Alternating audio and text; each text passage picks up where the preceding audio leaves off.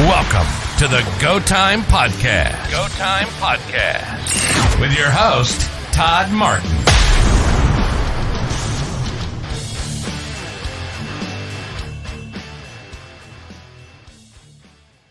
So for some of these, I have quite a few people on the podcast that listen that are not necessarily like rodeo folk, or they're horse people, or they're not.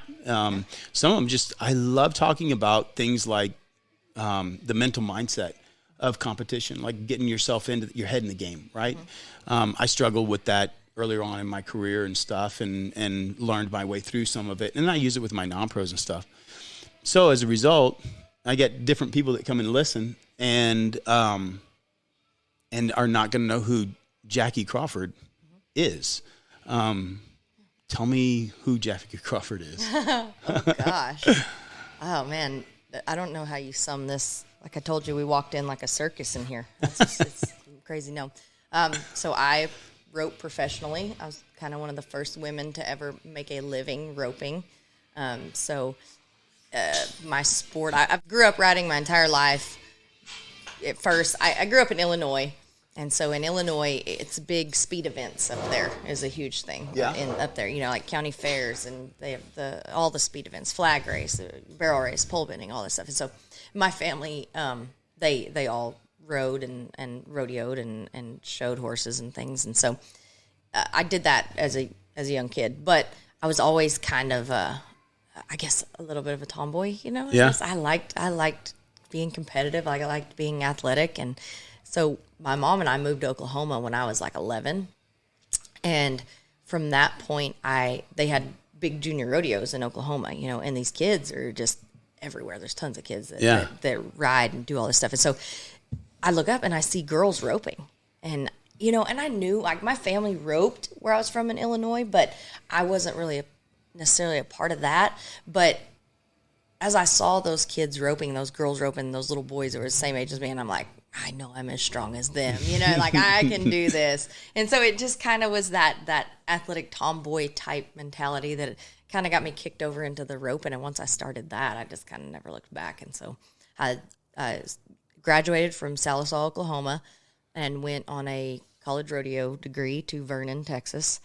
My mentality, my mom instilled like a work ethic, just such a hard work ethic. And my mentality that she always kind of placed in me is like, never run from the challenge, like never be around people who are going to push you. You know what I mean? That iron sharpens iron. So to me, when I would go to these junior events and stuff when I was in high school, everybody looked at the Texas people like, these are the best. You know what I mean? Yeah. These are the best. Yeah. So I was like, well, that's where I want to go. I had full ride offers to stay close to home in Oklahoma and different places. And I was like, man, I want to go down there. I feel like the Southwest region is the toughest region there is. And so I got just an offer from Vernon. And so I took it, went down there, and I did get my butt kicked. Oh my gosh, I got my Really? butt. Oh my gosh, yeah. I don't even think I was in the top 10 in the region. I mean, it was terrible. Really? Yeah, it was really bad.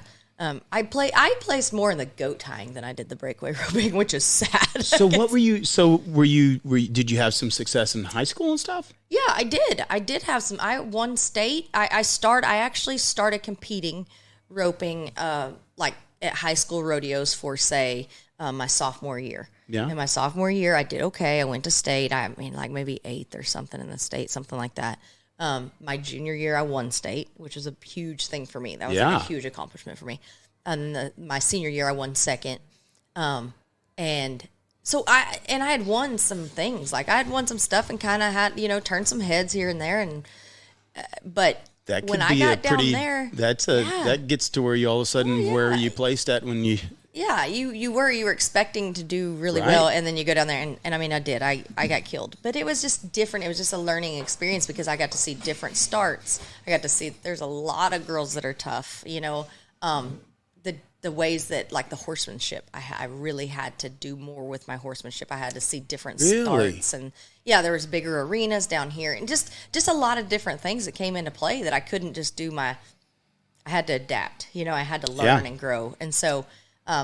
So my second year at Vernon, I kind of got some things figured out. I won the region and went on to the college finals and won the nation and won the women's team up there. And then when you hit that spot where that hard spot where you kind of you got yourself straightened back out, was that you did somebody else step in and like kind of like mentor you through that spot, or did you just kind of like put your head down? My mom was my biggest.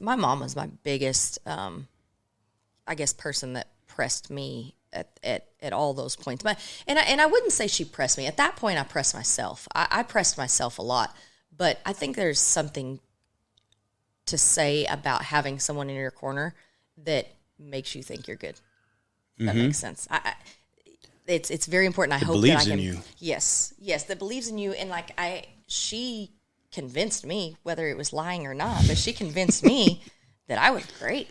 I had greatness inside of me. You know what I mean? Like she had me convinced that I was gifted to do anything I wanted to do. And so no matter what, I really want to be able to pass that on to my kids and find that, because I think it shapes you so much as a person in any way that you go from there. If you believe that, if you can have that belief, somewhere in your mind that you always fall back onto, it's like, it almost just drives you. Every time there's a hard spot, you just drive. It's so crazy. Like, I look back at, one of the things my mom used to say to me, and I joke about it, but it's really true, that she used to look at me and go, she's like, I don't care what you want to be for a living. You can do whatever you want to. You can be a ditch digger if you want to, but be the best damn ditch digger you can be, right? Exactly. And it was like, wow, okay, well then, and whenever I decided that I wanted to, like, man, I took my first riding lesson on a reining horse, and I was like, that's what I want to do. Like my deal was so different because my parents weren't into the horses at all. I took my first riding lesson and found out that there was such a thing as a lead at 21. Really? Yeah. So mine was completely different. And at that point at 21, and I did that, it was like, ooh, light bulb went. That's what I want to do. And I'm just going to do it. And it didn't matter. It didn't matter if I had to, I didn't have anything the rest of my life. I was like, that's fine. That's what I wanted to do. I'll be happy. Yeah, I'll be happy. If I can get a truck someday, I'll be perfect, right? Well, awesome. Just drive me a truck. I'm going to be good. But yeah, that's wild. And it is. It's somebody that just speaking into somebody's life. Yeah. It makes a huge difference, 100%, right? 100%. Yeah. And that's the thing. And so and here's the deal. Like I didn't grow up. My stuff, I'm telling you, it was, my mom used to get so mad at me because one thing that I don't know why I was like this, but I always took a lot of pride in like myself, my appearance, my horse's appearance, my things. You know what I mean? I always wanted to take so much pride. So, I mean, we couldn't afford to send my stuff to the cleaners, but I'd be in there like freaking ironing my pants because I wanted my stuff starched. You know what I mean? I just starched it, and she's like, "We have got to go," and I'm like, "But I'm almost done." Just like trying to get everything so that everything was perfect. Because here's the thing, even though it doesn't matter. So yeah, we would show up and we'd throw our lawn chairs out and we brushed our teeth out of a jug, and whatever, and we'd sleep outside. Didn't have a living quarters trailer or anything like that, but man, we were so lucky in the other sense, that we were there and we had horses and we had all this good stuff. And, she did her best to provide all that. And so it doesn't matter, I don't think, what you have. I don't think it matters what you have. But you got to take pride in what you have. Yeah. Because at no point, if you don't take pride in even what little you have, who's going to want to help you have more? Oh, yeah. Nobody's going to give you nice things to let you run them down and not take care of them. But if they see you have just these things that aren't maybe worth as much, and you take so much pride in them, and you take pride in yourself, and you conduct yourself, and you look sharp, and you present yourself a certain way, guess what? You can represent something that way. Yeah. And so anyways, I know that's getting off topic, but no, not at all. Actually, I had I interviewed CJ Aragon, who's the head coach for Sol Ross. Oh, yeah. Rodeo team. Yeah. And I asked him, what does he look for in a college student that he's looking for in him? And he goes, I can tell you who's going to go to state. He says, based on how clean their stalls are. That's what he looked for. Like, there's grades and some other stuff, but man, if they're stall clean, I know those are going to be my top performers. Yep. But it's true, right? It's true. It's just taking care of what you got. It is true. Yep. It is true. Because here's the thing. I see so many people. I mean, and they train their kids to be that way, number one. And you see them as adults that almost have that chip on their shoulder. And they're like, well, if I had all the money, or if I had all these nice things, or if I had this, or if I had that, it's like, no, you create those things for yourself. Yeah. Yeah. Some people are blessed, and some people have it easier, and it might be more convenient, but they got their struggles too. And sometimes that's not a blessing. Yeah, exactly. I've had conversations with guys who were millionaires, right? And are struggling and doing whatever and stuff. And they will say, man, I just, if I could just figure out what it is that, this blessing that I've gotten, of what I'm supposed to do, or how's it supposed to work. And I was like, man, the devil can give you money too. And he can distract you with fame, with fortune, with all kinds of other stuff. That it's not necessarily that money is always a blessing, right? Yeah, exactly. It's you keeping your head on straight and taking care of what you got. Yeah. It's all a mindset too. I think that, especially this day and age, my goodness, these kids, what they can look on social media and see in the highlight reels of everybody's life. And I swear I'm going to do a write-up about this soon. But I think it's a mindset no matter what it is that you're doing. I mean, okay, so like for me, all right, we didn't have anything. We struggled, whatever. Well, I always got, when you're younger, it's like, oh, man, why can't we just afford to have hay delivered instead of we have to go in the field and pick it up because it's cheaper out of the field. Yeah. But you know what? You know who picks it up and loads it on the trailer off of the field, walking with the trailer? That'd be me. As a young girl. Yeah. So it's like, at the time, it could take it and just be so mad about that. But instead it's like, you know what? That made me stronger than all the rest of the girls.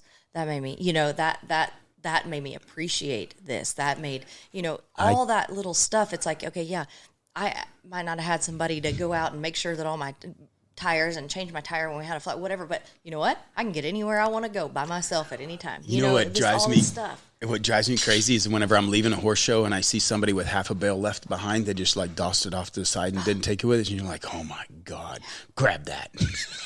Like, what do you, that's half a bale of alfalfa. Are you crazy? There's 2 flakes there. There's a whole feeding going on right there. And you just walked off and left it like it has no value. What are you doing? I know. Yeah. But you know what? You don't see the value in it if you're not the one hauling it out of the field, because it's just a bale of hay. It's not something that you put your, effort into it. Yeah. And it's no different. I mean, I think that, I'm not saying, just like we said, people who have great, amazing things, they've worked hard for it at some point and in order to keep it and do all these things, and their kids can have great lessons. Like for me, I never had an arena of my own till I was 31 years old or 32 years old. And it was just like the most amazing feeling ever. But growing up, having to haul and go to other people's places, and you better learn that's a lot of work. Real quick, how to make those people want you back or let you back. You know what I mean? So you learn, hey, you don't just show up and jump on your horse and expect them to turn out for you. Hey, you show up, you tie your horse up, you bust your butt, you get over there, you turn out calves for them, you rake the box down, you bring the calves back up. You make their evening go quicker because they're letting you have an opportunity. Well, that just all ties in later in life. I mean, all that, there's just lessons, you know what I mean? So it doesn't matter though, that's all ages. Any struggle you have, to me, makes you better in a certain way. Heck yeah. So I think it's so good. And like I said, I'm with you. I'm not saying that people that don't struggle can't figure these same values out or the same things out. They can't. It's all just different ways. Yeah, I agree. But I think what people see as I should have the same, or that when you're going over to ride at somebody else's place, right? That there's an opportunity, and that opportunity, when you're taking your kid over to go rope at somebody else's place, right? That there's an opportunity, and it's not the opportunity to rope. It's the opportunity to mold your child or mold that kid, and understanding and appreciating somebody else's hard work in what they did, like showing that you see value in what they've done, and you are taking the opportunity with the opportunity you've been given.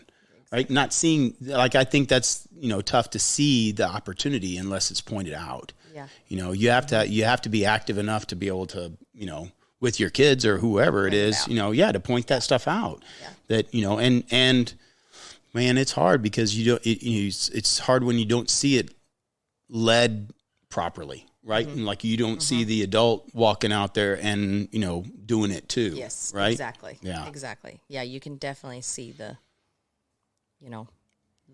pattern, I guess. Yeah. Of that. So,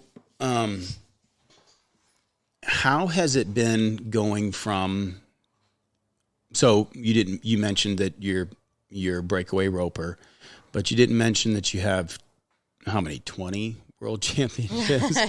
That you're not just a breakaway roper. You're like one of the best breakaway ropers, in the history of breakaway roping.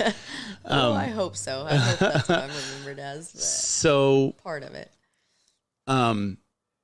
But for some of those folks that don't see and don't realize there's been a change in the past couple of years as the notoriety to what you've done, that you're actually in the big shows now. Yeah. So how is that different? I have 20 world titles right now, but some of my world titles I were like in the that team right roping. now. I like that. Right now. Some of those were in the team roping, some of those were in the calf roping, so it's broken up a little bit. Because for years, I've done this. I have roped and pushed and done this because I literally loved it. Yeah. Not because we had any big money at the end of it. Like, this was not something that, like, when I was doing this, that you were actually going to make into a career. You know what I mean? You were going to have a career and then you were going to do this on the side, but it just, because I loved it, I kept pressing, and just these doors have opened, thank goodness. It's just fortunate for that for me. But so we would go, what we used to do, we would compete in all sorts of jackpots and things like that were just, annual jackpots or memorial ropings and things that were really big. And we would compete in the all-girl team ropings and breakaway roping and all this stuff. And then they had a very small all-girl rodeo, which was part of the Women's Professional Rodeo Association, so the WPRA. Well, the WPRA would keep track of, they would keep standings all year.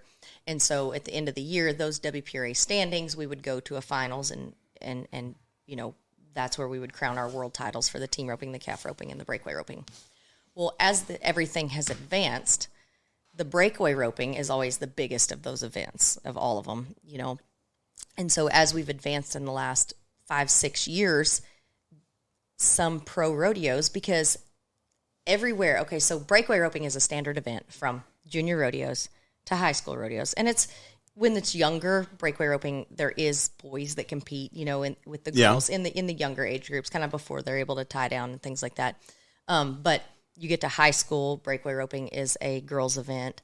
You get to college, breakaway roping is a standard girls' event. And every other rodeo association across the United States has had breakaway for years. And that's like amateur rodeo associations and other actual pro rodeos, professional rodeo associations for say, right. But just not the PRCA. PRCA is the main professional rodeo cowboy association. Right. So in the last few years, these committees at these bigger rodeos have started to add things. And actually where it started was there's an association that came about called the WPRA, World Champions Rodeo Alliance. So they are the very first ones that started having the breakaway, and they said, you know what, you guys are a huge event, you guys are awesome to watch. They loved us, and so they started these huge events in these big cities, and they said, you know what, you're an event, and it's not like, oh, you're an event, you get to rope and we'll pay you a little bit of money here, you know what I mean? Right. They were like, no, you're an equal event, and we're going to pay you equal with everyone else. So we get in, first time ever, we go to Chicago to this big showdown, whatever, and thank goodness I was the first one to get to win $50,000 in the breakaway. So, and it went over amazing. It was awesome. So following suit came the American, which is at AT&T Stadium right here in Dallas. So they followed suit and they added us. Well, at first it was like, okay, you guys are going to compete for you're in there, but you're going to compete for $50,000. Well, breakaway ropers came out of the woodworks and we blew up the qualifiers, and it was just amazing. There was almost 500 girls in smokes. 500 runs they had to run in the semifinals to try to get down to the final 16. Which was awesome. And I was so fortunate. I got to be in the top 4 when it all came down to it. So I got to be a part of the very first American. And when we got down to it, they're like, hey, never mind. You guys are going to rope for $100,000. And they just changed it. They're like, here it is, Whoa. Just up the game, So the American got to see it. it blew up. It was awesome. Fans loved it. It was great. It was amazing. And so then it was like all of a sudden, light bulbs went off in everybody's brain. It's like, hey, these girls have been sitting here doing this and waiting and these opportunities. And now it's like, this is a huge deal. Why wouldn't we do it? You know, it's just another women's event into pro rodeo. Why wouldn't you bring more families, more? I can't imagine why that hasn't been, why it's been so long, right? You know, so the difference, was there a difference for you going from jackpot, small rodeos, doing some of those? Because there's a difference between that and then stepping into the national finals rodeo and to San Antonio Stock Show Rodeo. Like that's a different. Yeah. And that is really new for you too, right? Yeah. You know, fortunately, like competitively, I've gotten to do a lot of things like team roping. I roped in Vegas for, you know, $300,000. Yeah. So there's been a lot of like things to where it wasn't just like, whoa, holy cow, like a deer in the headlights when the lights come on. For me, it was good. But, you know, what changed me in the last 2 years, 3 years, I guess. Well, 2 years. So 2020 was the first time the PRCA and the WPRA announced we're having a NFR for the breakaway ropers. You were part of the NFR, just like the guys, except we're still not in the big show. Blah, blah, blah. Yeah. So, sore subject. But we're still not in the big show. But we did rope at AT&T Stadium. We had an NFR. We roped for like 200 and something thousand. And so they started keeping separate standings where breakaway ropers just from PRCA rodeos. So that was our kind of breakthrough. What has hit me the hardest, that's been the hardest adjustment for me, is I have gone and I have left the house and gone and traveled to these rodeos for, I've done it for 5 or 6 years now. I went from Texas to Washington when they first said they were going to have it at Ellensburg, Washington. I drove, whatever. Yeah. But the last 2 or 3 years, they've started adding those. Well, I would go for a week or 2 weeks and come back home. Well, this year, we loaded up June 16th, and we did not come home till September 30th. Whoa. For me, I have always drawn my confidence from feeling like I outworked everybody. Like, that's where I would draw a lot of my confidence came from, like my conviction in the practice pen, you know? Yeah. And so when I left, and now it's a level playing field because I can't go home. I can't go home and practice. I can't go home and bust my butt and feel like have that reset mind at the end of the week. Okay, I'm ready to tear it up. You know what I mean? It was like, hey, I drove, 400 miles this way, missed one, and I drove 500 miles back this way, drew a bad one and missed one, drove back this way, hit one in the butt. And it's like, my head's about to explode because I want to go run, I want to go bust my butt. Yeah, you want to go run 30 head and go figure out when you get back into your groove and whatever. You cannot do it. And so that is a very hard thing for me is to redirect where I find my confidence between those big rodeos. There's I did a podcast earlier with a PGA golfer, and he was like, oh, I loved him. Like it was one of the really the coolest podcasts that I've done, right?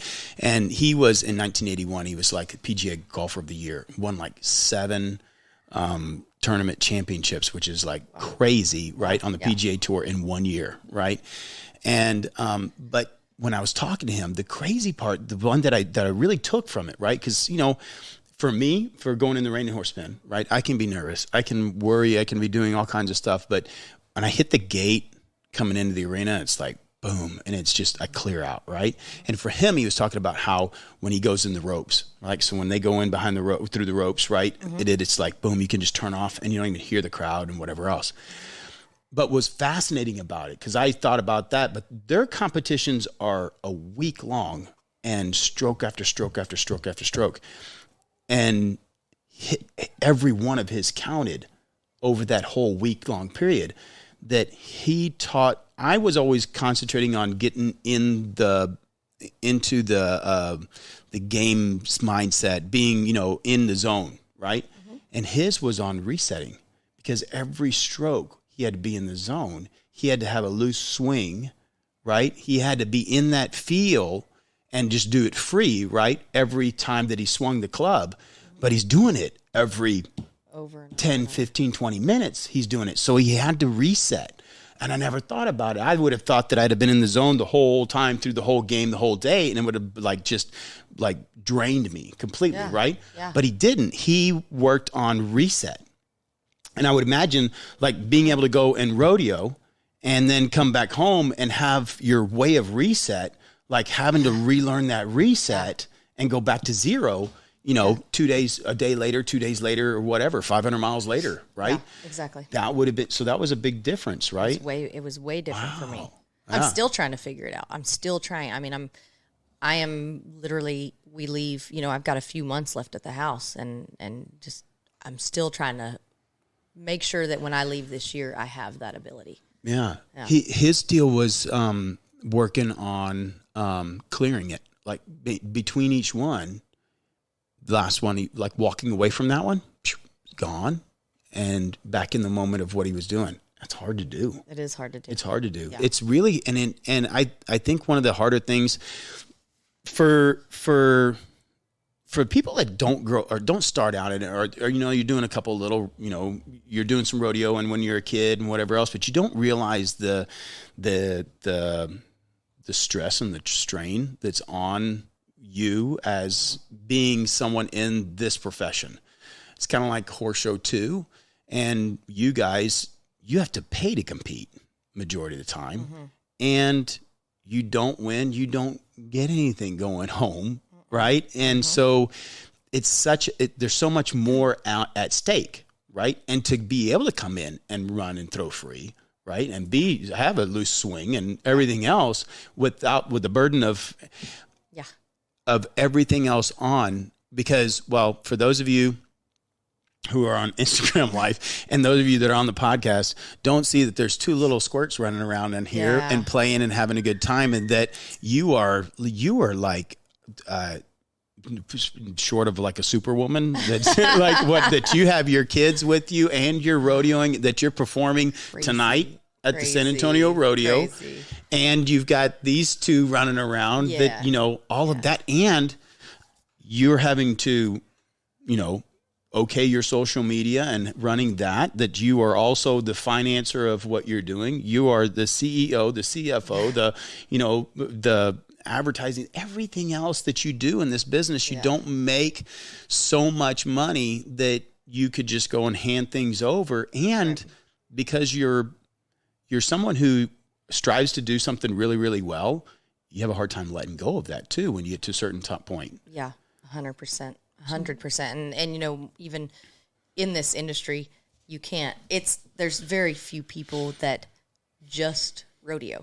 You got to have something. I mean, so I've got, pastures full of colts. That's like, I got to have the next one coming up, because to try to go find that next one, and it's trained and does what you want, and it's what you want. It's so crazy expensive, plus I love training colts, plus there's futurities, plus there's all this stuff. Plus I also have a 17-year-old stepdaughter that's at home, and she ropes. And so, just there's all the things that are going on. There's all the aspects. There's the sponsor side of everything. And you have a husband take too. Care of it. You got to be, exactly. You got to be. And look, and those poor are guy, not easy. He's even getting the last right here. Like he's barely even got mentioned. Thing.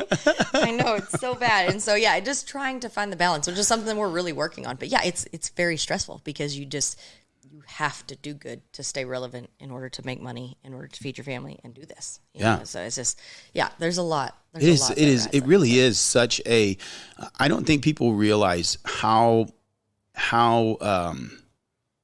multifaceted that someone that's a professional in this industry is, that you have to be, right? You really have to be at this stage for sure. You just can't be, you can't be a prima donna that, hey, I'm just here to rope and, then walk off and do whatever else. It does it because nothing else feeds the rest of the monster or machine. Yes. I've often said that, for a long time in my career, I always thought that I had a business, right? And I built this business and I had done this business. And I realized at one point a couple of years ago that I realized that I just created a job. Like, that's all I have is a job. Right. I can't sell this thing when I'm done. I am the widget. Like, I've made a widget and I'm good at training horses, but if I don't turn up for work, nothing gets done, and it is, so it's kind of crazy, right? Same thing. You just made me realize I did the same thing. I think that's something as a kind of a reason why for one, I really like talking about this kind of stuff, but it's also one of the things that's made me realize that, man, I need to kind of figure out how to, it is really important right now for like the opportunities that you're being given, that those opportunities that are not just, just going to the next one, that it's not that you should neglect one or the other, right? Because you're not going to. You don't get to where you're at by neglecting anything, but concentrating on the things that are of. It's kind of like your kids, it's investing in things that have eternal consequences, but also like generational type consequences, right? Yeah, exactly. That's been kind of an eye opener for me. Hitting, Yeah, my husband and I are actually getting help from trying to organize our life, and that was one of the first things that we had to do was write down everything that we need to do in a day, the whole thing, like everything that needs to be done. It's like, how do you even do that? Every day is different. But and then he said, prioritize those things. And he said, prioritize. I said, well, prioritizing would be family time. Yeah. Anything with your kids. Date night, not necessarily date night, but time with your husband. Oh my God. Those things were P1. So he said, now we're going to fill out this calendar. We're going to fill out your weekly calendar. And we had to put those things in first, and everything else had to be scheduled around them, and it's just like, that's really it was good really though. hard because I always felt so overwhelmed by everything that I couldn't even start in a direction. You know what I mean? But when I put it down and it's like, okay, I can do this and I can schedule it. Now, like he said, in this world that we live in, we don't get to have total schedules week after week. It changes. Not in the kind of business that you have either, because it changes. All it takes is a colic or a whatever, and it throws a wrench in everything. Obviously, you're going to move things around, but as long as those keep getting put in place, you're going to come back to those things. Whereas if you just get overwhelmed, then you never see them on your daily calendar. So it's pretty neat when I started thinking about, all right, P1, P2, prioritize 1, prioritize 2, prioritize 3. Prioritize 3, someone else can do. You control that just freak. struck That's me what I had too, to because tell. I'm That's like, what I had to tell myself. P3, guess what? Someone else can do that. You know what I mean? And it's never going to do. True though, right? P1, yeah, no you one can't. else, or I mean, I really don't want anyone else spending time with my husband. You know what I mean? And date night is cannot be replaced. I can't put somebody in my place. Oh, that's a hard one because I've neglected date night. Ooh, that's a hard one. And we started because we're like, me too. The reality of getting done working and then getting dressed up and going. No, we're going to sometimes, but then we started making. All right, maybe not date. How about every Monday night for a couple hours? Because our places, you can imagine the people that are in and out of there. Oh yeah. Monday, that's our family time. And everybody else, you're not invited to supper. I'm sorry. You know what I mean? You're not like, you know what I mean? Like that is. We've had to protect Monday. Monday's a good day to protect too, because they're not the weekend, and you usually have a getting downtime. Close to the weekend. You're kind of done with the weekend, and so, anyways, that's kind of what we're doing. But the other thing that I was going to say before I lose track of what I was going to say, because I do that a lot, and I will take you off the trail too. I'm just, my head is crazy, but. One of the things like hauling with the kids that I kind of want to prove a point a little bit, because I hear so many people talk and women talk like having kids is that's a end of the game, end of the road. You can't accomplish anything after that. You can't do anything. Like once you have kids, like you're not going to do this. And it's like, I don't, if I have something in my heart and that's what I want to do, I'm not gonna blame my kids for me not having that. Now I'm not saying that's not the thing to do. If I think it's amazing to be like, okay, stop, let's do it for them. Let's do this for them now. Yeah. But if you have something that you want to do, it's you can do it. You can do it with kids. It's possible. It's harder. It's a lot harder. But it's possible. You can do it. And so it's kind of like I don't want girls to think that just because you want a lot of things out of your life that you can't be competitive or have a career or have goals or things that you want to do as well. You know what I mean? So I think that, I don't know, that's kind of one of my things that I want people to know. This is not a career or anything to do with like in the horse training part of the business. It is not in the advantage of the female to be doing. because trying to start a family is a really hard deal in we see that in the reining horse industry because you have so much of a push or demand or expectations on futurity horses and all that other kind of stuff that, you've got a date and a timeline that you've got to get that horse ready in the next couple of years and whatever. And it's a daily grind to get that thing ready in a couple of years. And it's got to be a good one to get there even on that. Yep. But I think something about our culture that's really kind of, really has been very neglectful of our culture, our current culture of things right now is is not being observant or not giving the role of mother what it's due. I mean, like, it's crazy right now that little girls don't think that is an honorable occupation. Oh, man. I mean, like, is that not nuts? It's crazy. So I'm sitting here talking with somebody who's got, I would assume at one of the top of all women world championships, and where you first talk about Really? where you got to where you're at was your mother's influence on you. Yeah. Like, and I'm sitting here talking about my mother's influence on, telling me that I had the ability. Yep. And that, how many, like all of us that sit here and look at and go, like, what our moms, contributed to, and meant to us, right? And that we would sit and belittle that job. It is like mind blowing to me that the impact, there is no other, and I don't even venture to call it occupation because I like that. I don't even want to even, make it like sound like that, but there's no other role in human creation that is of a bigger, more important, more influential, more generational, more eternal job. 100%. I'm like, but I mean, and that we would sit back and not like, I'm growing up. If you dishonored somebody's mother, man, you'd get right. Like, what that would do, and that because it's not somebody's name or it's not somebody's actual mother, we're gonna belittle motherhood, like it's something of not it's amazing, not protected and not revered the way that it should be. Mm-hmm. It blows me away. Yeah, that's what I like. Obviously, I don't know. I guess that's where, like you said, it's not even like a mother that's like, all right, stay at home, mom, and this is what I want to do. I want to raise my kids. Yeah, that is a career. Oh my God, in itself, and that is a career. That is not, I'm not doing anything. That is a career, and that just means you're putting more into that career, than anything else. Because I don't care if it's one kid or it's however many. That is a lot. It is an all day. It is. Every day. Like you said, it is the most important job you could have. That is a career. And it is a grind.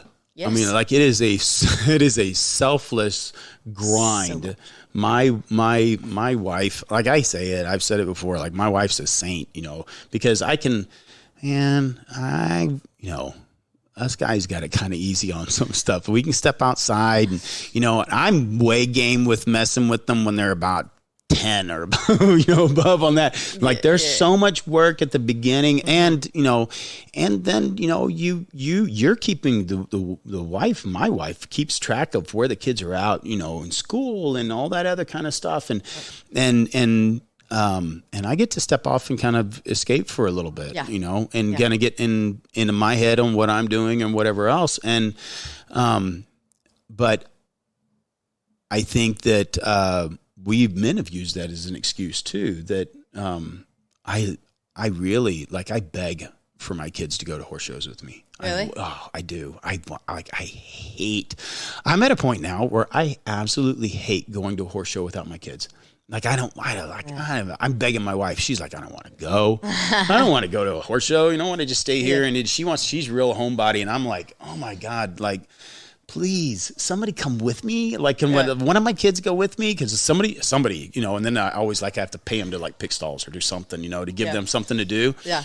But yeah, I can't stand it. I'm at a point where I don't like being alone. I want to have them with me. No, and it's not long and they're going to be gone. Oh, I know. And that's what, to the husband thing, like, yes, my husband is amazing. He's a hands-on dad. He does so much stuff with the kids. It's great.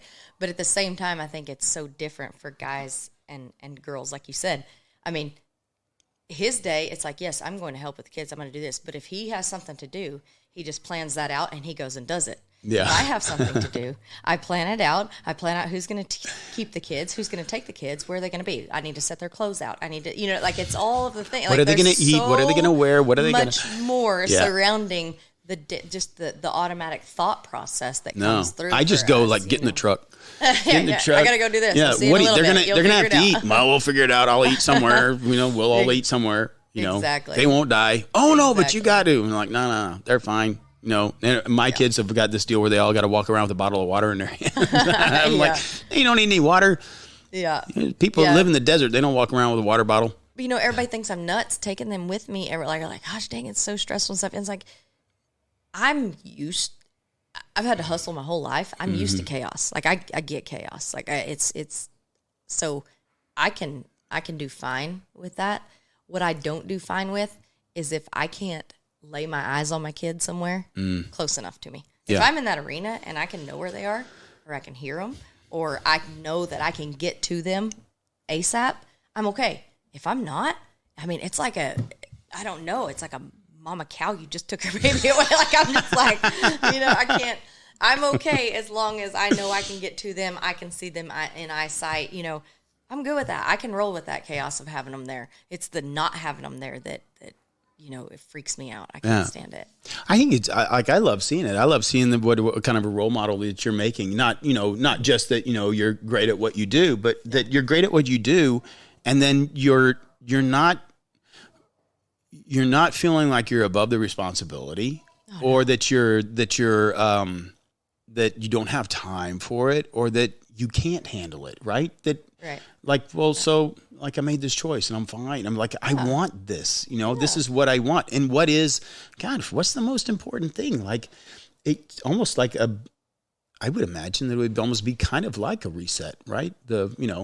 Okay, so I am just, the lady that gets the bottles or the lady that goes and, has to go and grab a hold of this one and change a diaper or whatever else. It's fun because I just the other night at San Antonio, first night, no good. I did no good.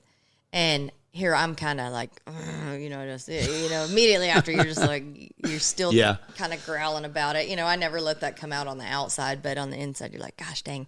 And I walk back up there and I run to grab because somebody's watching the kids for me, and I run to grab them back. And here comes Creed just running, Mama, like whatever. And it's like, they don't know the difference. No. It's not the competitor to they don't even see that. You know what I mean? It's neat to just be like, this is rodeo, and doing that. That's not who I am. No. Does that make sense? It's what I do. It's what I do. But who I am is their mama. And you're not finding your value in it. Wife. Yeah. No. Right? No. Heck no. That whenever you come back, that him going, Mama is like, so there's my value. Right? That's the value. Yeah. Yeah. Yeah. So. That's really cool. I love that. It is. And I get that, the same, I was telling somebody, I don't know how many straw hats I've messed up, from like, I just want to. For your hat. Yeah. Like, why is your hat all messed up? I'm like, I don't know why. I don't know. Something happened to it. Like I'm over there crushing it and just because I can't handle it. Right. And that's that lack of control, like me not being able to, control the emotions the emotions and then what happened or how, I think that, I'm really excited about seeing more of the Breakaway 2 because my youngest, she's 11 and she's got her little pony and she's taught it to jump and so now she's like tracking calves with it and whatever. And now I got a bigger horse. And so we're going to start playing around with that and stuff. And it's an opportunity for more than anything else for me to spend time and do something, sharing what we're doing and whatever else. But I love seeing. This is not like a major knock. Like there's plenty of girls in the barrel racing that understand horsemanship. Absolutely. That there's not the quantity, or there's not as much horsemanship that is required as there is in the breakaway.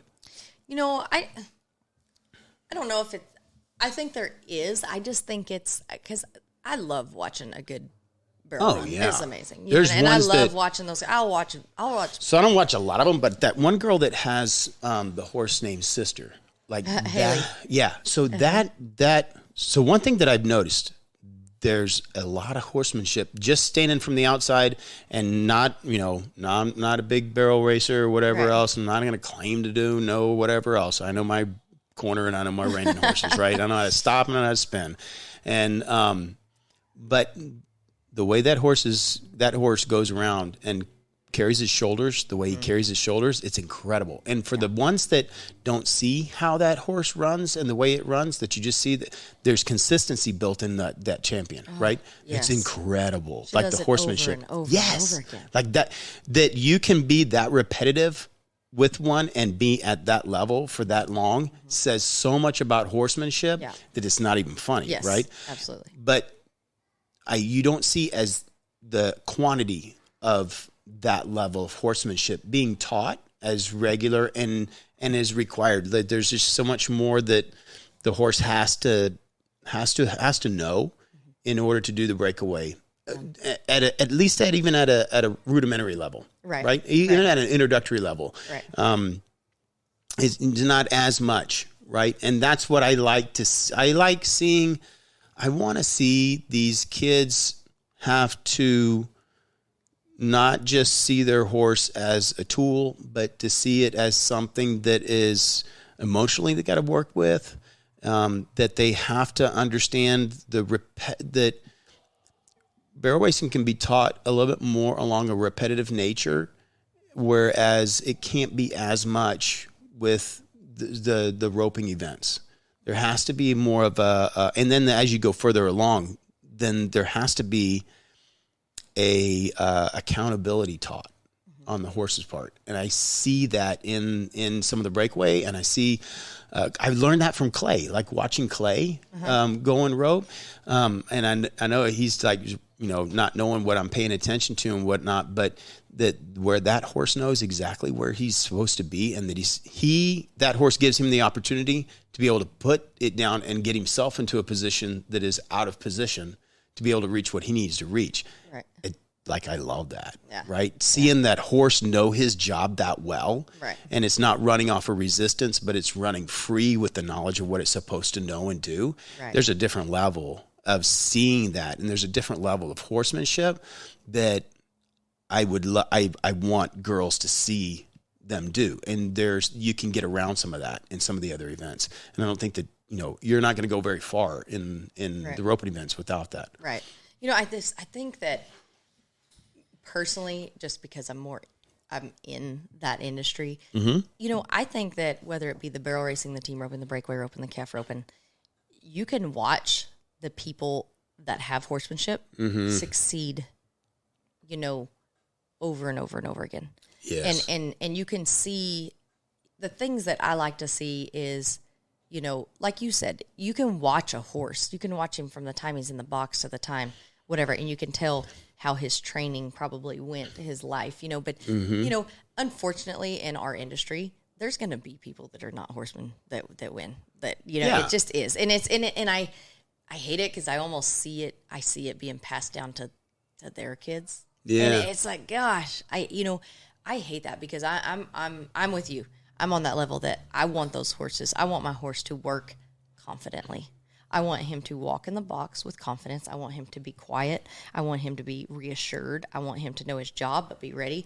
And when I get done with my run, I want him to drop his head and then we're going to walk out because he's not going to be grabbing his butt because I did something wrong and then took it out on the horse and did all this stuff. He's confident about his job. And that's what I wish our whole industry, I wish our whole industry would just concentrate more on that horsemanship. And, I try to teach at my schools. I tell girls, a lot of time, and I hope, all I can hope is that in the other disciplines, somebody's doing the same. That those people that are winning will do the same and not just keep reproducing bad horsemen, Yeah. But you're also limited by your you're limited by how much influence you can have. Like you can go and do a clinic, but you only have 3 days. I mean, you can only do so much in 3 days. And there's so much that people are required or want to see produced in those 3 days. Yes. And that's not easy, right? Because you got to appease, everybody else. So something that I've noticed over the years now in doing, I've done a lot of clinics and stuff too. And, is that I used to worried about making everybody happy and whatever else, and I stopped because I was just going to answer it the way that it was supposed to be answered. Like I'm not going to pander to what your deal is, and I've gotten more out of it. Yeah, like it's almost like a refreshing deal instead of somebody just filling you full of or making you happy or just kind of covering something up, which we're good at. I mean, what makes you really good at what you do is riding through the adversity or not letting that, override what you're doing and wanting to stop and fix it. There's a balance to being a really good horseman that I think a lot of people don't see. Like in what you do, what makes you good at training your own horses is being so repetitive and so demanding of your horse to do it correct that you're going to keep it until he does it correct. Right. But then when you go to, you have to take your trainer hat off and put your competitor hat on and go ride what you got today. Yeah. Right. And there's a difference in that. Yeah. There's a whole nother level in that. Yeah. Absolutely. And you can't teach that in a 3-day clinic either. No. But I think that if I can just stress to people, like always look at the first finger that should be pointed when things are going wrong. Oh, right here. Yeah. You know what I mean? Right here. And if you can have that mindset of like, okay, this went wrong. What do I need to do different? Because if it was the other way around, they'd be riding us. Okay. Yeah. We're riding them.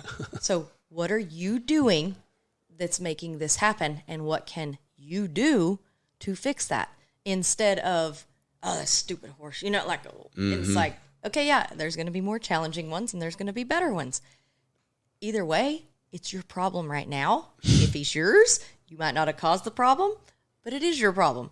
So go about it in a way that a horse that understands its job is always going to be funner to ride than a horse that's being made to do its job. Oh, man. And it's just like, if I can stress that so much in those 3 days, and at least maybe I can't maybe physically do the actual, like every part of what their run is, but if they will take that mindset home and be like, okay, what am I doing to make this horse do that? Or what can I do different to try to get through to this horse? Or what can we change here? What could, blah, blah. Then maybe they will start, to me, that is horsemanship. Yeah. You know what I mean? All the way around. It might not be the fine tune of, okay, this exactly, I'm going to hand you this exactly, this is what you need to do here, but at least have that mindset of a good horseman. And so I think a good horseman spends several nights up at 2:00 in the morning trying to figure out a new way of trying to figure out getting through to that horse, right? Exactly. That's almost like a given for anybody that's a good horseman. It's just staying up at night trying to figure out, not drilling it into his head or getting mad or frustrated, but like up at night trying to figure out, how do I communicate with this horse? Literally animal psychologist. Yes. Oh my gosh, yes. You made a comment that was really a big one that I've kind of really picked up on a bit this year, was like, he's got to know his job, right? And it's not just that he's got to do what you tell him to do, but so when we train them, I know that I train one to know how to respond to what I ask. And then once he knows how to respond, I can show him not just what to do, but I can show him how to do it better, right? And then once I show him how to do it better, then if I'm constantly showing him how to do it better, it's not going to get any better, right? Yep.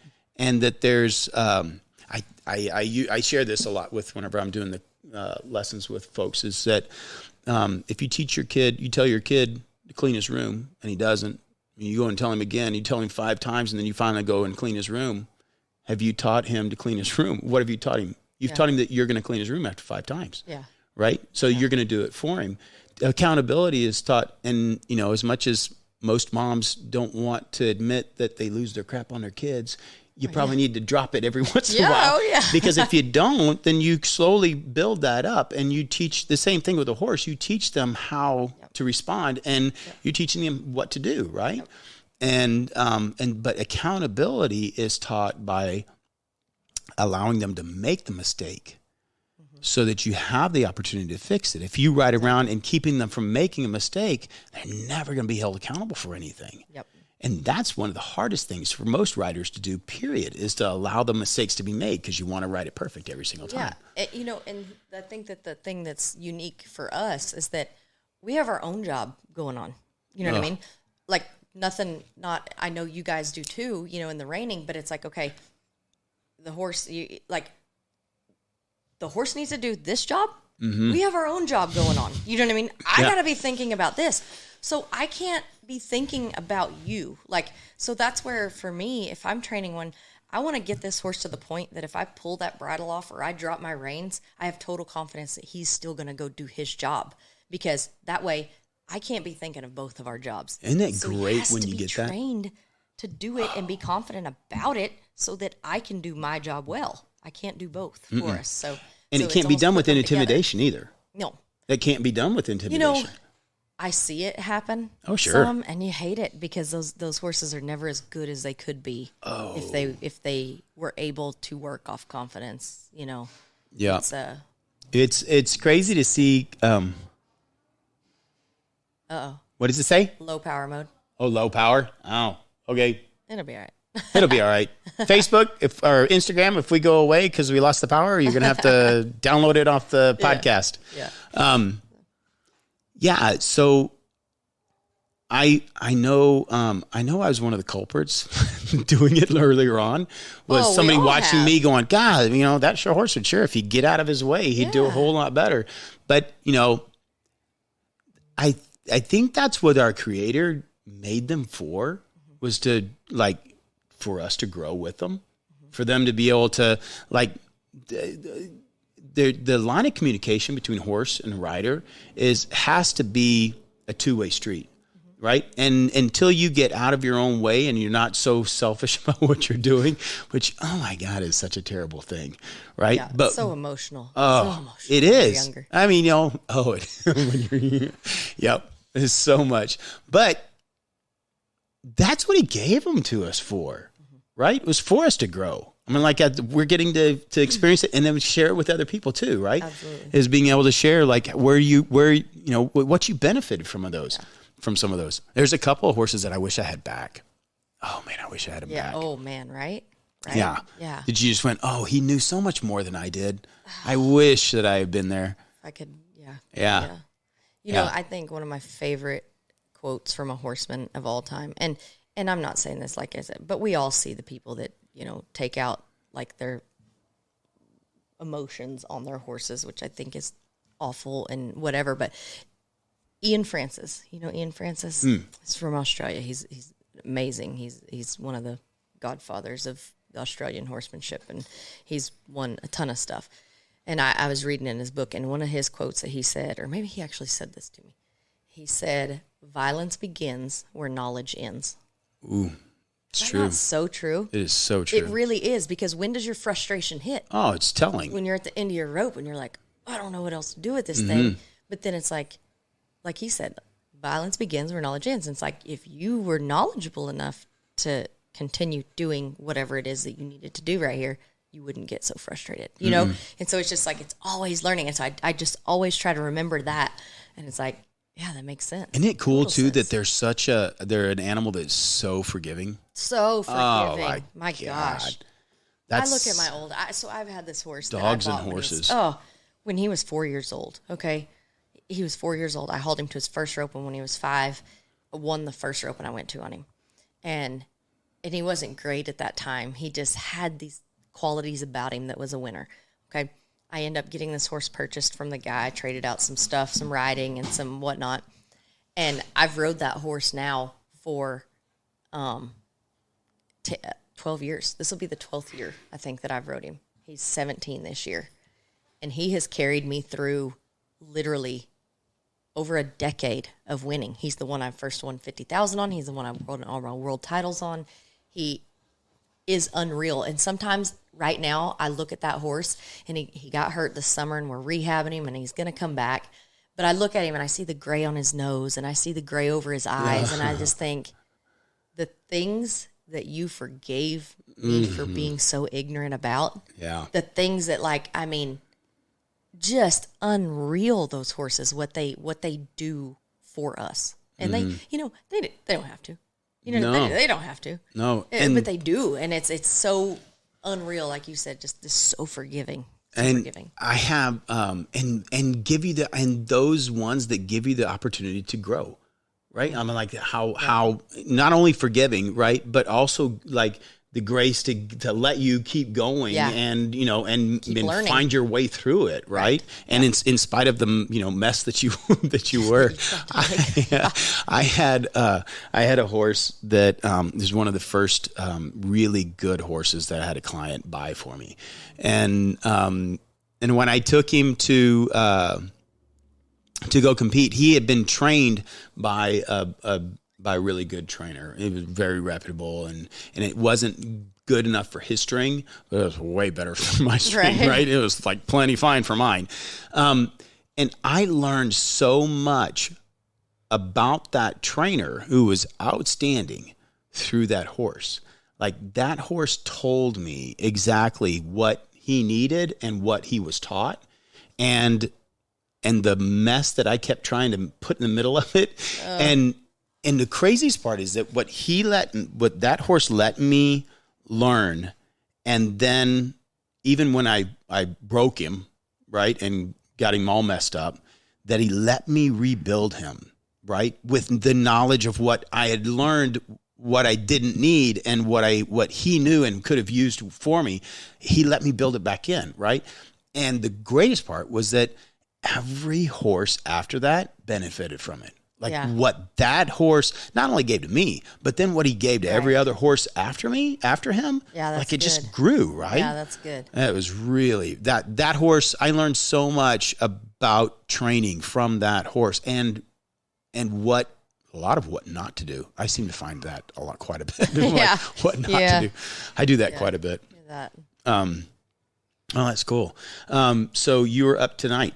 No, I'm actually done. I went my 3 rounds, and so tonight we are headed down. I'm up at Los Fresnos in the morning, so we're headed down that direction, and then we're driving all the way back up to Amarillo for Saturday. Oh, really? Yeah, and then Amarillo and Saturday. What's in Amarillo? It's one of those big annual ropings they have every year. Oh, really? It pays really good. It's a good roping. So, yep. Cool. So we're just gonna hit the road that way, and then we'll go home, and then the American semifinals start, and so I'll go over there and I'll help. My daughter, my stepdaughter I talked about earlier, she's roping really well. And the girl that works for me, she's worked for me for like 8 years. She's like, I couldn't survive without her. That they both have, I'm already in the American from being in the top 10 from last year, but they go through a qualifying system. And so both of them have qualified twice into that system. And so I'm going to go over and help them during the week. And then we'll go from there. Oh, that'll be really cool. Yeah. That'll be, so is that one of the bigger events that they've ever been to?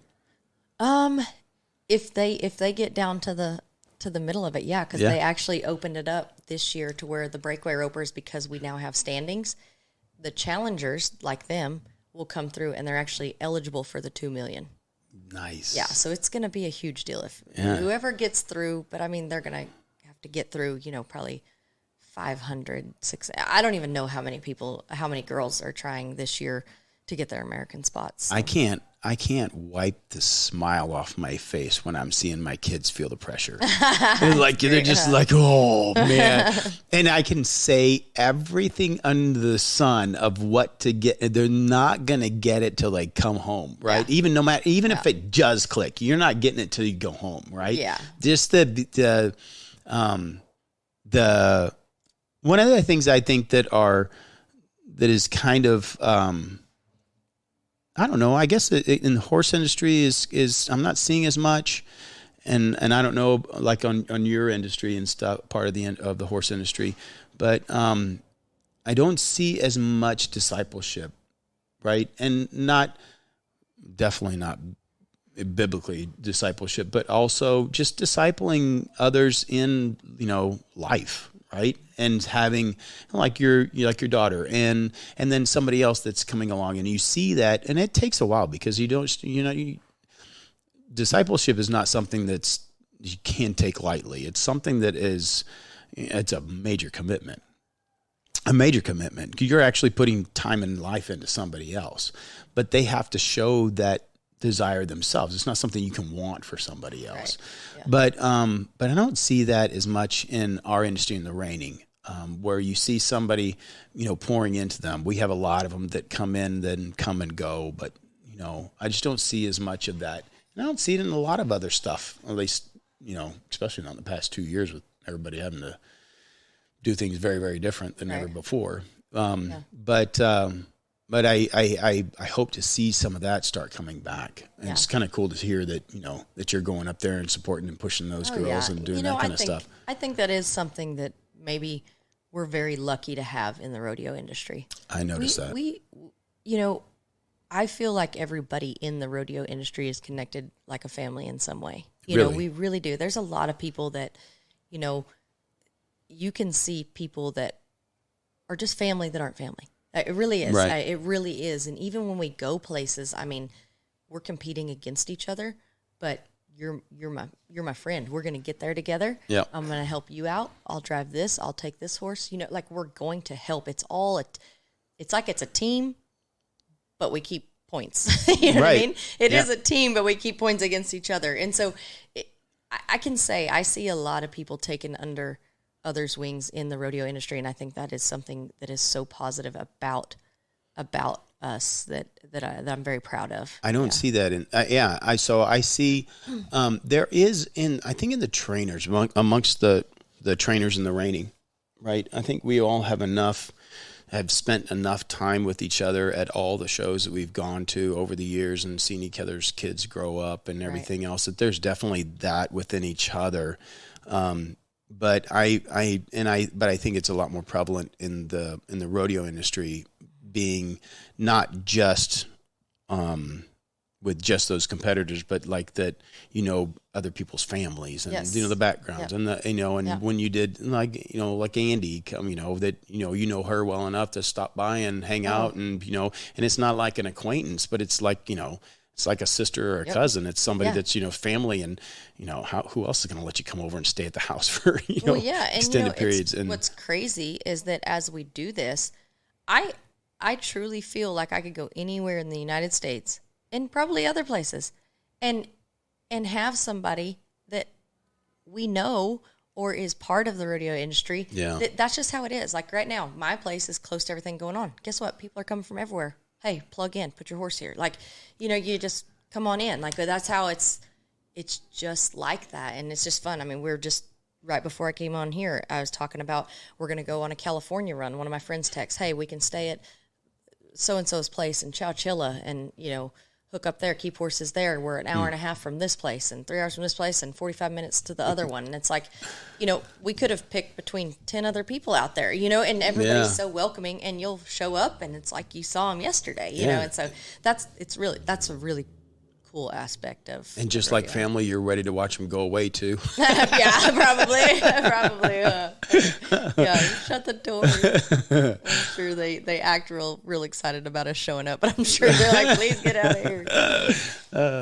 That's great. Well, I sure do appreciate your time coming on and sharing with us and learning about the breakaway event, and also just kind of getting an idea of who you are, but also like I love seeing that your kids are with you and that you're doing all that. Like I love to see that on the top end of things, that even at that time it's not a selfish endeavor. It's a family endeavor. We're it's making memories. We've had so much fun. Traveling and going. And they've been here the whole time, and they're like over there playing and keeping quiet, and little Blakely's taking care of them. I'm sure she's ready for me to rescue her about now and feed her. Yeah. What did you promise her? Yeah. Exactly. Cool. Well, thanks a lot. I appreciate it. You bet. And thanks good luck. for having me on here. All right. Thank you. You bet.